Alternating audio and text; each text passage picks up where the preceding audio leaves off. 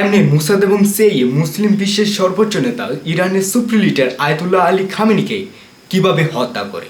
ইতিহাসের পাতায় এটাই ডিফিকাল্ট ছিল যে কেমনে অপারেশনটা করলো।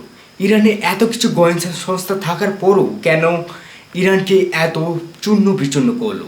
ডোনাল্ড ট্রাম্প কয়েকদিন আগে নিজেও একটি টুইট করেছিল ইরান ইসরায়েল যুদ্ধ শেষ হবে, কিন্তু চিত্রটা একদম ভিন্ন। সিআইএ এবং মুসাদ ইরানের পাওয়ার সার্কেল মানে ট্রাফিক ক্যামেরা অনেক বছর আগে হ্যাক করেছিল। ইরানের supreme leader Ayatollah Ali Khamenei এবং উচ্চ কর্মকর্তাদের গতিবিধি নজর করত ইসরায়েল। এগুলোকে আমরা সাধারণ মানুষকে মনিটর করার জন্য লাগানো হয়েছে, কিন্তু ইসরায়েল এটাই অপব্যবহার করেছিল। 28শে ফেব্রুয়ারি 2026 অ্যাটাকের আগের দিন সবকিছু পরিবর্তন করা হয়। সিআইএ এজেন্ট ইমার্জেন্সি মেসেজ পাঠায় কাল সকালবেলা তেহরানে শীর্ষ নেতারা বৈঠক করবেন। সবচেয়ে এক্সপোর্ট ইন্টেল আলী খামেনি এই মিটিংয়ে যাচ্ছেন। বছরে এমন সুযোগ খুবই কমে আসে।